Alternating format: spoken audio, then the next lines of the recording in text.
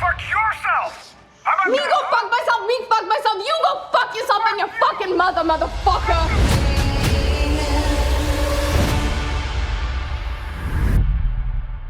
So I just came from watching ANORA. It came out on digital December 17th, 2024.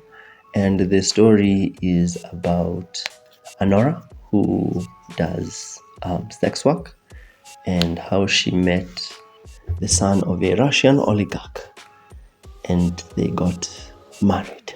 The reason why I got to check out this movie recently, even though it's been like a month since it's released on digital, is because I've seen a lot of people doing like top 10 best movies of 2024, and I saw a lot of people mentioning ANORA. I decided, let me check it out. From the premise, I knew that it was going to be about a chick who works as an exotic dancer, but I didn't expect it to be so damn funny. The entire film, I was just like,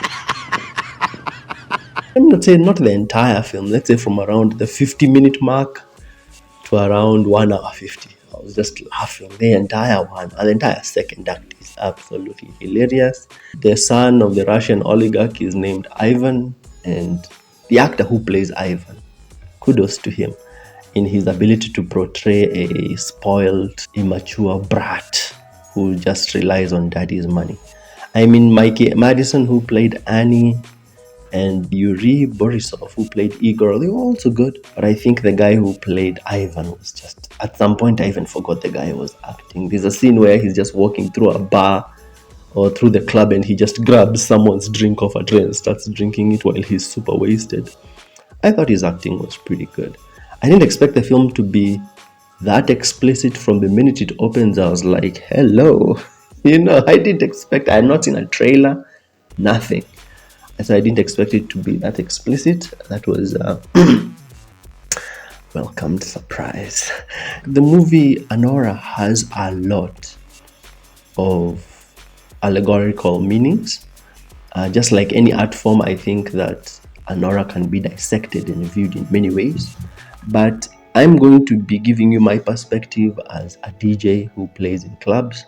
If you don't know me in person, I'm a rock DJ and I play in clubs. I've played in clubs in my country of Kenya, so many clubs, and I've met Anoras everywhere.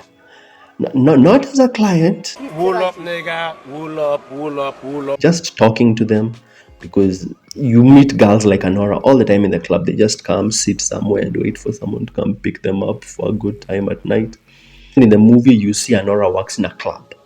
I mean, I don't play in clubs where they give out lap dances, but as I said, girls like ANORA, they always come to clubs and just sit somewhere and wait for someone to come pick them up. Or girls like ANORA, at least from my perspective, when I speak to ladies who do this type of work, they always come off like they will do anything and they will say anything to secure that bag. I'm pretty sure the term for guys who buy services from girls like ANORA, those guys are known as tricks. So I found it very funny that ANORA gets like tricked by like the lowest type of guy, because from my experience, girls like ANORA, they don't tend to respect men who come looking to buy services that girls like ANORA offer. They don't tend to respect those dudes. They have no respect. At least from the times I've talked to the ladies who do this type of work, they don't tend to respect these dudes. They don't tend to view them like alpha males. They just view them as just desperate dudes who are either cheating on their wife or they can't get any from a girl out there. They just know that, hey, me, I'm just here for business, strictly. Yeah, it's a business transaction. So it was very odd to watch ANORA.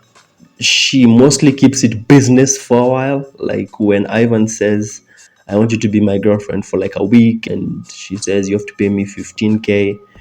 And even Ivan says, well, if I were you, I would have not done it for less than 30.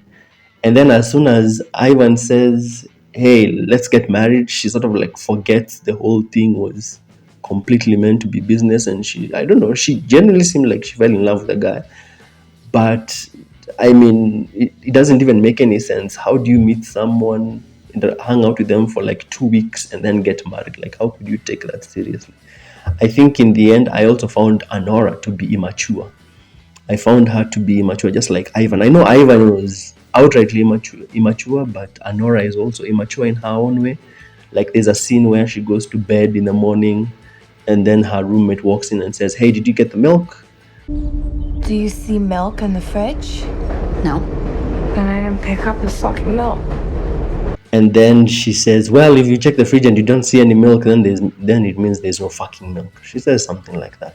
So I also found Anora to be a bit self-centered. Like she also just lives in her own secluded world.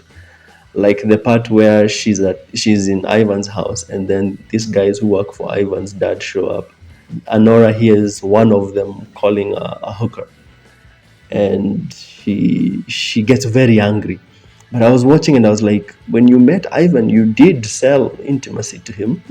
I was like, you may not have stood on the side of the road somewhere and gotten in someone's car, but you did sell intimacy for money. So I was like, why are you denying the very thing that you did? I found it also odd that when they got married, Ivan would be playing video games and she would just be lying on him. Do you know how girls get mad? And I was speaking from experience. Do you know how girls get mad when you hang out with them and you're playing some video game? Her just lying there with him and watching him play his game. She's not even playing with him. She's just lying. It's just as he plays. I found it to be like she's also sort of immature. It was sad. That scene, that plain scene where Ivan finally has to tell her that the whole thing was a sham, it was just my plaything, now it's time for the fun to be over. Anora lives in like her own world where reality and what's happening in her head like don't link. As soon as Ivan ran from the house, anyone could have already like guessed that hey, he was just using me for a good time. There's also this conversation where Anora talks with this dude Igor. Somewhere near the end of the film, Igor says that his name means warrior, and then Anora says, "No, your name means weird hunchback, something something." But I googled Igor, and it actually means warrior, something something. So as I'm just trying to say that Anora, I think, lives in her own world where reality is of her own making, and she doesn't ever want to link what's happening here with what's happening on the ground. And I think that's like the whole point of the movie. It can be dissected in many ways, but that's one of the main things I took away, that the girl just lives in her own world and she expects reality to coincide because, well, if it's not working for her, it's not real. She can't accept that she was being used. She has to believe that the marriage was real because that's what works for her, that it's not that that's reality. And the ending where she breaks down while on top of Igor, I found it to be that in the end, I think the movie was just trying to tell you that, yes, these ladies who do this type of work like Anora, they may only see, intimacy as transactional, but at the end of the day, these girls are human and they want genuine connections. I think that's what the movie was also trying to tell you, because it's like Igor gave her the ring, and then she sort of like initiated intimacy as a way to say thank you. And then like he wasn't just looking to get laid, he like really cared about her, so she could see this, and it was odd because it made her vulnerable, and then that's why she said to break down. I think that's what I took away from it. Out of 10, I think I'd give Anora an 8. I found it very interesting. I found it very fun to watch. It was a very simple story, but the way the whole thing played out was very engaging. Give me your thoughts about Anora. Tell me what you thought about the film. I enjoyed it. I don't know what you thought about it. I'm not familiar with this director. I don't think I've seen other films of his, so I think I'm going to go check him up. And then on the screen, I'll leave other reviews I've done for 2024 movies and 2025 films.